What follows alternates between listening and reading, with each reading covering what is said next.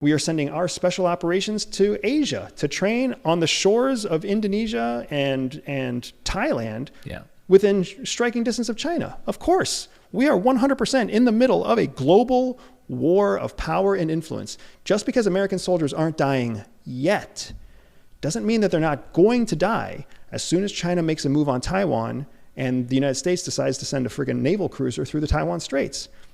We're dangerously close to being part of a hot conflict again because our government is sending a narrative that is not true, right? We are absolutely in a conflict right now.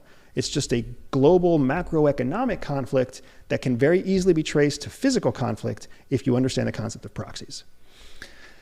I want to dig into that. But I would just say real quickly, the Biden administration is telling us we're not at war, not at war, not at war. And everyone's like, we're at war. And this kind of goes back to the censorship piece and control in that narrative.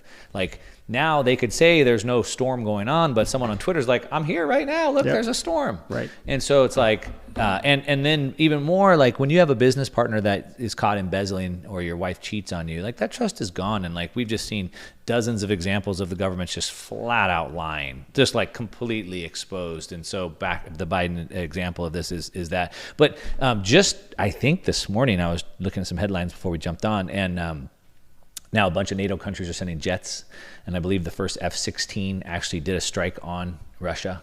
Yeah. I mean, so it's a proxy war, not a textbook example because Russia's in, but like we're like inches away from it being a hot war between the U.S. and Russia. Correct, and that's a major problem, right? When you look at the policies about Ukraine are ridiculous policies. I understand strategically why there's so much focus from the American administration on Ukraine, but the narrative doesn't hold up.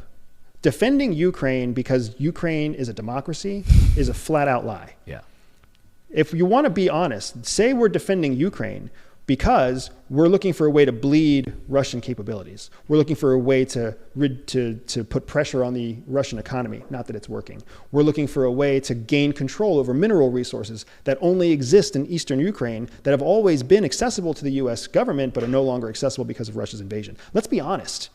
Instead of trying to say that we're protecting democracy when we're not. Ukraine is not a democracy. At best, they were a developing, struggling democracy that was still extremely corrupt. Yeah, and that's what it really was. And that's what it's been since the beginning.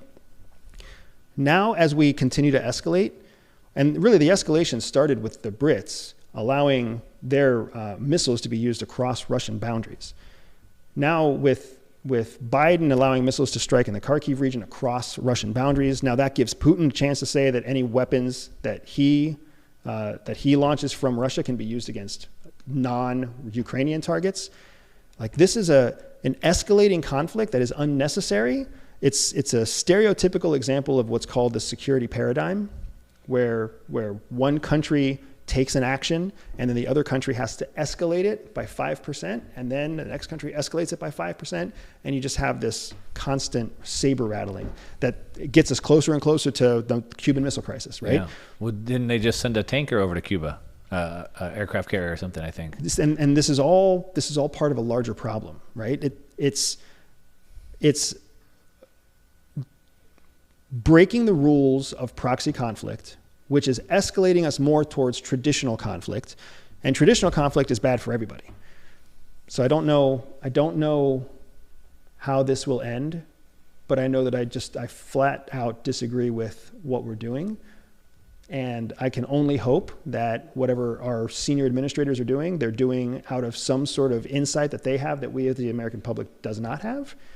Because if they get us into a hot war with Russia, I don't know what on earth would prevent China from immediately going after Taiwan. Freedom! So fresh, so new. Freedom!